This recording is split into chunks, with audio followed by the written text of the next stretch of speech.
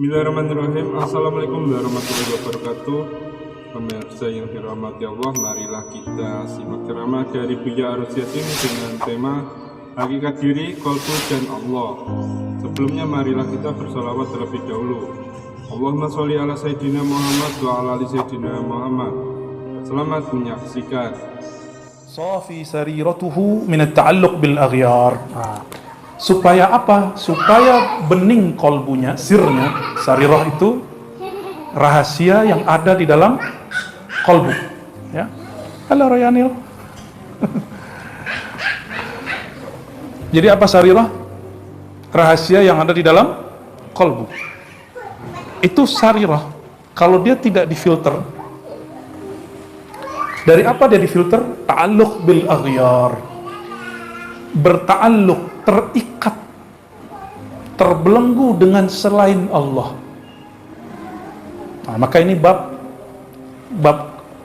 konsepsi kolbu. Jadi tobat itu, murid itu nggak akan bisa menjadi murid kalau kolbunya, perspektif di kolbunya nggak dibenerin. Jadi konsep berpikirnya nggak dibenerin. Itu makna tasfiyah. Dan tasfiyah innama hiya bil mujahadah. Mujahadah itu ada dua, ada mujahadah zahir, ada batin. Yang zahir tadi, kalau kita harusnya jam 3 tidur, kita bangun, ya. Lalu yang batin, kolbu. Harusnya kolbu kita tidur, kita bangunin. Tidurnya kolbu kalau dia tidak tafakkur.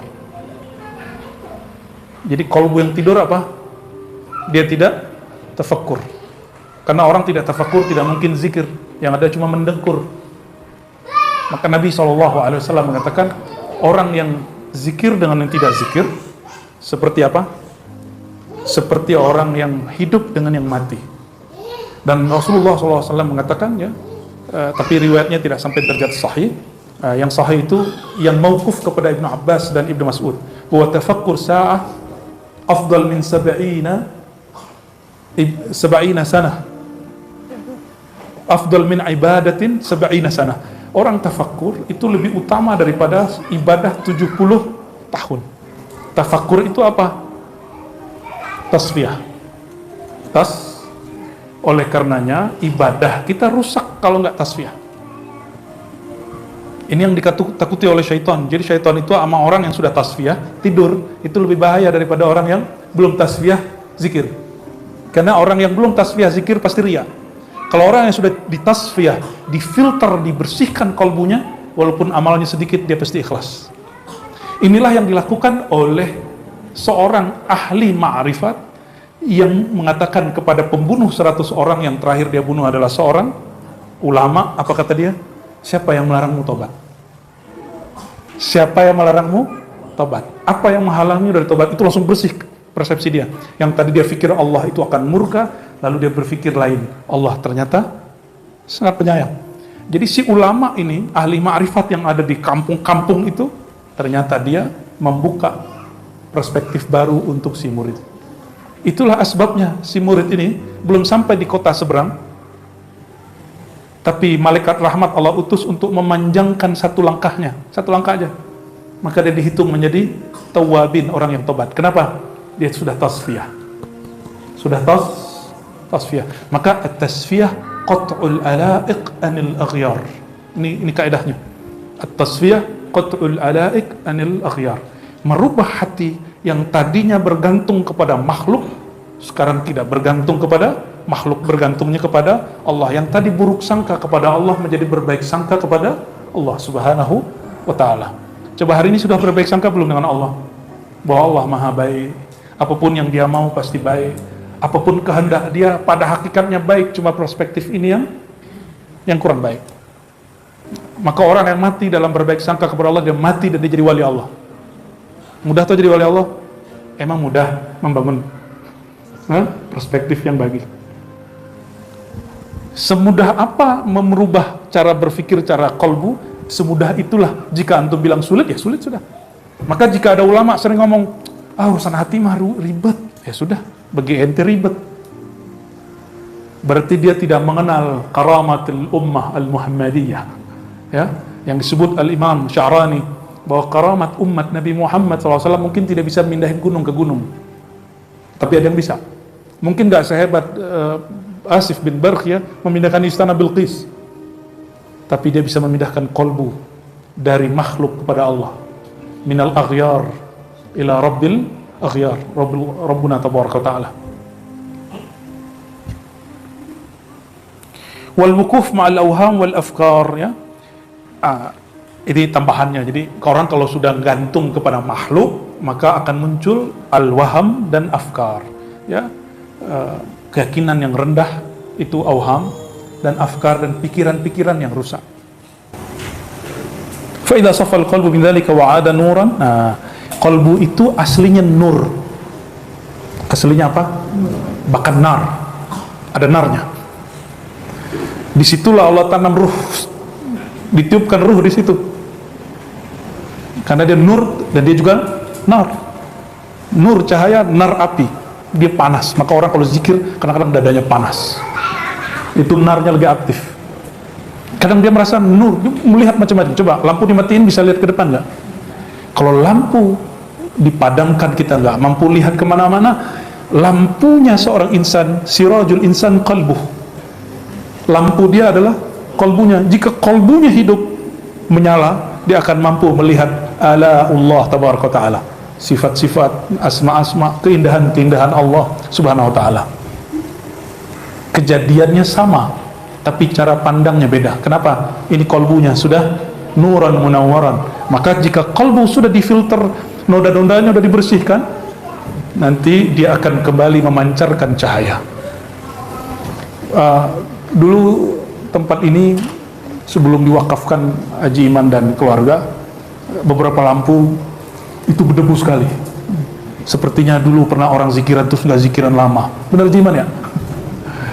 Akhirnya nempel lah macam-macam di situ, sehingga kita hidupin lampu tetap aja gelap. Maka taswiyah itu ilustrasi paling gampangnya membersihkan noda yang melekat, yang nggak bisa dibersihkan cuma dilap pakai ini ya. Dia mesti pakai air, pakai sabun dan lain sebagainya. Itu namanya tasfiyah. Orang sakit sanggup nggak mengobati dirinya sendiri? Maka dia perlu mencari orang yang sudah tahu cara tasfiyah. Tidak mesti orang itu kolbunya sehat-sehat amat, yang penting dia tahu cara bersihin kolbu. Saya mau tanya, dokter itu tetap sakit atau ada yang nggak pernah sakit? Bener nih. Oh ya, Pak Letkol ini istrinya kan dokter. Bunda dokter sakit nggak? Pernah sakit. Kirain kalau dokter gak bakal sakit gitu.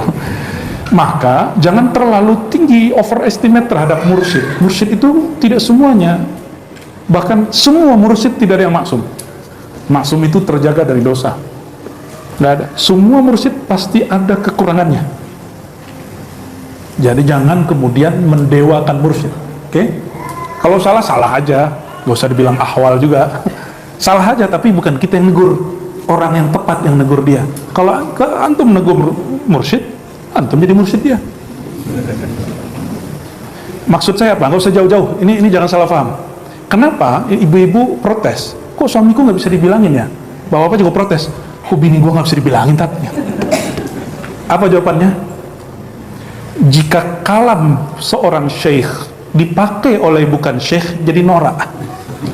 Coba buka sosial media, lalu ada orang yang kayak jadi motivator, padahal dia bukan motivator. Lucu nggak? Dia bukan motivator, terus buat status cara kaya. Lucu nggak? Lucu. Bener lucu. Ya, saya punya kenalan jamaah, kita ngajar dia beberapa tahun lah. Ya, tukang suka ngeremehin orang. Hatta gurunya sendiri diremehin sama dia.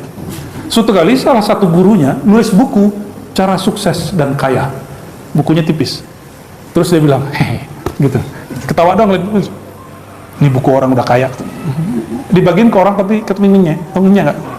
Ngejekin, ini buku orang kaya. Apa keanehan situ? Yang nulis bukan miliarder, bukan triliun, bukan seorang pengusaha. Dia ustadz, tapi nulis buku cara jadi kaya. Kalau ustadz cocoknya jadi apa? Nulis apa? Bagaimana cara membersihkan kolbu? Pantas-pantas saja lah. Walaupun ada ustadz pengusaha boleh. Ya, baru kemudian nulis tentang kaya. Ya, sama. Antum kaya, lalu ingin menciptakan kiai. Itu juga aneh. Nah, disitulah muncul orang-orang yang buat pesantren, dikira pesantren itu cuma berkubah, terus ada tulisan Arab-Arabnya, lalu dibikin agak Arab-Arab dikit gitu ya, terus dia cari ustadz yang bisa digaji. Ente bisa ciptain kiai? Itu bukan kiai. Kiai bukan begitu. Kiai itu yang bangun ruh pesantren sebelum bangun bangunan pesantren. Sebelum fisik pesantren ada, ruhnya dulu. Maka ruh ini ditaruh di mana aja beres, nggak masalah. Ruhnya sudah ada. Nah, jadi tolong jangan salah persepsi ya. Baik.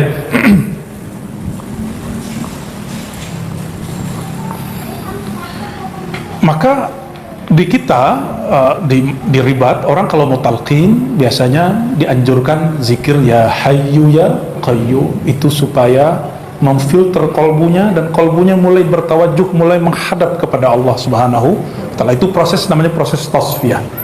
Ya. Itu rahasianya. Ya. Nanti yang belum talqin nanti silakan talqin tarekat Saman ya. Nah, nanti daftar ke Ustaz Rahmat dan Buya Firdaus. Langsung mengamalkan ya hayyul qayyum ba'da salat 200 atau sehari semalam 1000. Sampai kapan? Ya sampai ketemu lagi. Sampai Allah izinkan untuk ditalqin. Ya, sampai Allah izinkan untuk ditalqin.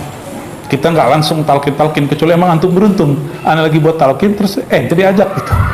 Namanya dapat berkah, ya. Jadi proses dasarnya kita buat tasfiyah dulu. Disiapkan dulu wadahnya. Ya. Pernah nggak makan makanan yang enak tempatnya dekat sampah? Nyaman nggak makannya? Khair, paham? Ini rahasia tasfiyah. Rahasia tasfiyah. Tasfiyah itu menyiapkan wadah nur di kolbu supaya jika dia menerima nama-nama Allah, dia siap. Kalau kolbu sudah terang, maka dia tahu yang sedang dia ajarkan kepadanya adalah berlian dari Allah Subhanahu wa taala. Tapi kalau kolbunya belum bercahaya, dia kasih berlian, dikira apa? Dikira ya gundu, dikira kaca, dikira kerikil. Paham ya? Maka jangan nafsu ditalqin, apalagi nafsu jadi Imam Mahdi.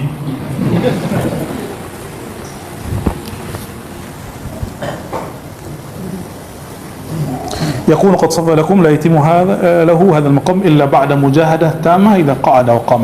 Maka kalau ingin ini cara ringkas supaya kolbunya bening, mau cara ringkas? Mau gerak apa aja katakan raditu billah, aku ridho kepada Allah. Ya, ini membersihkan persepsi. Gimana caranya? Raditu billah, atau pakai bahasa kita, ya Allah aku ridho. Ya Allah apa saja aku ridho. Itu cara apa? Cara tasfiyah paling cepat. Mau berdiri, mau tidur, bangun tidur, mau gerak, mau kemana, katakan ya Allah aku ridho. Ya Allah aku ridho. Ya Allah aku ridho. Inilah yang dilakukan oleh para imam. Para imam ketika mulai zikir, ilahi anta maksudi wa ridhaka. Padahal baru awal zikir, belum zikir dimulai sudah ilahi anta maksudi wa ridhaka matlubi. Ridhamu yang kami pinta. Berdiri, bangun, duduk, katakan raditu billah ya. Orang kalau sudah ridho, dia ngeluh nggak? Oke, betul? Bener nih, sudah ridho belum pun Allah? Kenapa kita nggak marah sama si bocil kalau dia berisik? Karena anak kita. Kenapa kita nggak marah kalau anak-anak kita mecahin gelas? Karena kita tahu, kenal dia. Maka syaratul ridha ma'rifatullah. Maka awwaluddin ma'rifatullah. Awalnya agama mengenal Allah. Maka tasfiyah itu nggak mungkin sempurna mujahadahnya kecuali dimulai dengan mengenal Allah. Jadi kalau orang bilang kajian ma'rifat tinggi, enggak, justru itu basic. Awalnya agama mengenal Allah, berarti ma'rifatullah kajian basic atau kajian tinggi. Dan nggak ada namanya kajian tinggi kalau orang basicnya nggak beres. Coba antum lihat kajian ini dari dulu sampai sekarang, la ilaha illallah, raditu billah, astaghfirullah, cuma dengan bahasa kolbu itu aja bedanya, nggak keluar dari itu. Dan jangan terlalu terganggu dengan seperti Imam Syafi'i. Imam Syafi'i itu dituduh oleh seorang imam namanya Yahya bin Ma'in, seorang Syiah yang keji. Siapa yang menuduh? Imam Syafi'i dituduh Yahya bin Ma'in. Mungkin nggak Imam Syafi'i Rafidhi keji menghujat sahabat Nabi dan istri-istri Nabi, mungkin nggak? Ya, kira-kira begitulah. Antum kalau nggak percaya, ini Tahadus bin Imam, saya dari S1, S2, S3 jurusannya akidah. Mungkinkah orang yang belajar akidah Ahlussunnah dari kecil sampai S3 mengatakan bahwa menyembah Nabi Isa boleh? Mungkin nggak orang yang belajar akidah Ahlussunnah dari kecil sampai sekarang lalu mengatakan bahwa semua agama sama? Ada nggak saya ngomong begitu? Coba antum cek. Ini tuh yang mengganggu-ganggu murid tuh, tasfiyahnya nggak beres. Suzon dulu sama gurunya. Ya. Ini bagian dari tasfiyah. Jadi ini cara tasfiyah yang kedua. La ilaha, mau berdiri duduk bacanya la ilaha illallah. Apa makna la ilaha illallah? Tiada yang disembah. Ya, mana basic dulu, ketinggian itu mah. Tiada Tuhan, berarti selain Allah bukan Tuhan. Ada bahasa Arabnya, ini Buya Asfil paham. La ma'buda, tidak ada yang disembah di alam semesta ini kecuali Allah.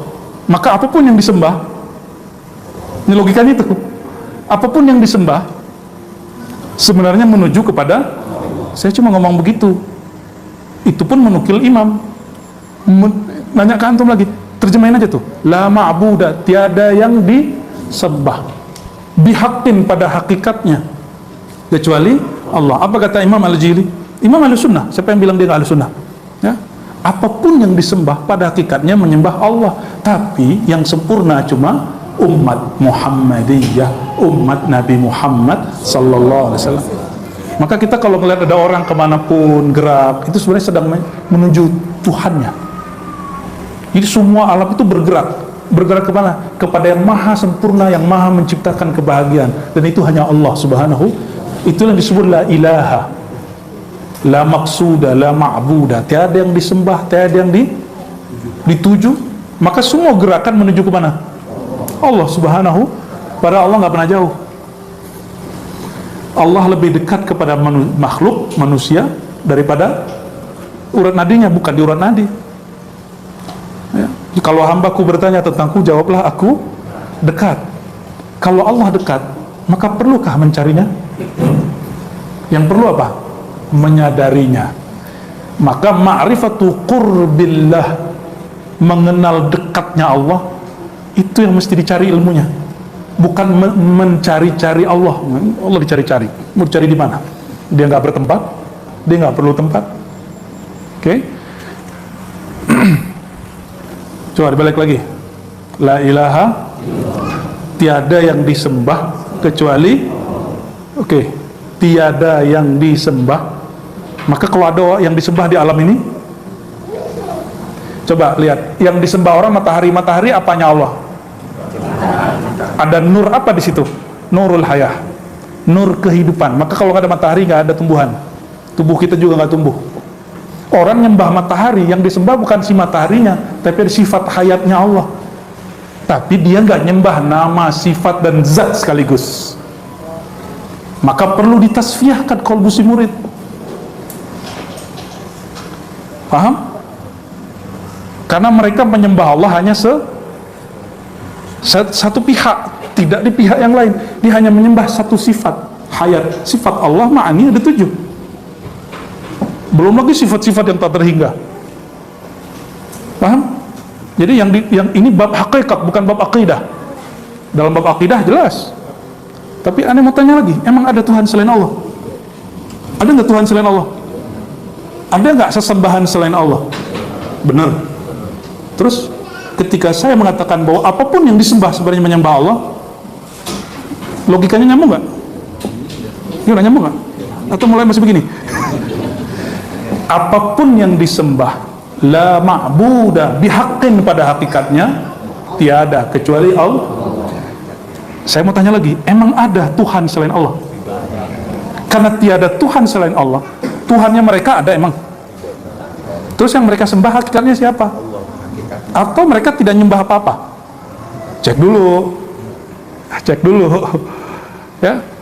Orang nyembah jimat, misalnya jimat pelaris itu kalau dimaknai ke nama Allah apa? Ghani, Mughni, Razzaq, Maha memberi. Berarti dia sedang menyembah satu nama, tapi tidak menyembah yang punya nama. Disitulah dia terjebak pada syirik. Paham? Ya. Orang-orang musyrik di Mekah itu nyembah Allah nggak? Nyembah Allah, tapi kenapa dia menyembah berhala? Karena menganggapnya berhala itu wasilah menuju Allah. Orang-orang Hindu itu nyembahnya cuma Tuhan yang tak tergambar itu, yang imanen itu. Tapi mereka untuk mendekat kepada sang Tuhan itu lewat Wisnu, siapa? Ya, yang Hindu lebih paham lah. Dan saya diskusi dengan mereka, siapa itu Wisnu? Siapa itu Siwa? Itu manifestnya Allah. Manifestnya Tuhan mereka, Sang Hyang, Sang Hua, kalau dalam bahasa Arabnya. Maka Imam Al-Jili bilang mereka nyembah Allah tapi tidak lengkap. Itu kritik Imam Al-Jili, Imam Ahli Sunnah. Maka kritik Ahlul Haqiqah itu beda dengan kritik ahli aqidah. Kritik ahli haqiqah dia lebih kepada tasfiyah. Mereka mengkritik bukan untuk menghunjam, bukan untuk menyudutkan. Apa kritik Imam Jili? Ente sudah nyembah Allah tapi baru satu sifat. Jadi orang nggak kecewa-kecewa amat gitu, nggak sedih-sedih amat, ya. Tapi kalau ente ahli akidah gimana? Ente sesat, dhalun, mudillun, musyrik, ya. Ente finnar, kan begitu langsung. Ente masuk neraka, jahannam, khalidan, mukhalladan, abadan, abadal abidin. Begitu kalau cuma satu perspektif. Oke. Adakah di umat Islam orang yang belum Muhammadi? Banyak. Yang nyembah Allah hanya karena ingin sesuatu. Maka dia walaupun sudah syahadat, tapi pada bab hakikat dia belum kamal, belum perfect, belum ideal. Sholawat untuk pelaris, baca Quran, baca waqiah untuk pelaris. Apalagi wa alqaitu mahabbatan minni litasna ala ini, amalan dia tuh untuk mahabbah pelet. Ya akhi, hazihil ayah muqaddasah, ayat-ayat ini suci, gak pantas untuk urusan-urusan syahwat, gak pantas cuma untuk urusan dompet, gak pantas, ya. Maka orang murid kalau dia zikirnya, sholawatnya, ibadahnya, wiridnya lighardin min aghradid dunyawiyah, untuk tujuan duniawi, dia mesti ditasfiyah, mesti dibersihkan kolbunya oleh guru. Walaupun itu secara ilmu syariat, ilmu fikih boleh, tapi secara ilmu hakikat ghair najih, dia nggak lolos, dia masih gagal. Karena dia sholawat sebenarnya bukan untuk Nabi, tapi untuk dirinya. Dia sholawat bukan karena cinta Rasulullah, tapi karena cinta dengan dunianya. Lihat nih Pak Jero lewat, sholawatin. Ente cinta Pak Jero bukan cinta Rasulullah Sallallahu Alaihi Wasallam, ya. Ngeliat nih calon nih, kayaknya cocok nih buat gua nih. Wa alqaitu, baca deh ayatnya. Baca ayat ini bukan karena ikra, Allah bilang bacalah, tapi karena ente punya syahwat yang harus ditunaikan. Itu aja bedanya. Boleh nggak secara fikih? Boleh, masih banyak. Tapi secara hakikat, maka orang ini mesti ditasfiyah. Mesti apa ditasfiyah tadi? Dibersihkan hatinya dari tujuan yang salah. Kolbunya mesti menghadap ke Allah dulu, baru bisa dikasih wirid, baru bisa ditalqin, baru bisa ikut suluk, baru bisa kemudian menapaki makom taubah, makom sabar, syukur, sampai kemudian makom yang hanya Allah yang tahu. Ya, begitulah Rasulullah SAW mendidik orang-orang Mekah 13 tahun. Itu sebabnya di Mekah 13 tahun ayat sudah turun 5 tahun atau 3 tahun sebelum hijrah, tapi Nabi belum mengajarkan sholat 5 waktu. Apa yang Nabi ajarkan pertama kali? Tasfiyah. Jadi ini diambil dari min qalbi Sayyidina Muhammad sallallahu alaihi wasallam. Dan yang kedua, takhliyah. Ngaji kitab ini gak mesti banyak bacanya, yang penting banyak pahamnya. Sepakat? Ya, nanti saya banyak baca kitabnya pada huruf Z.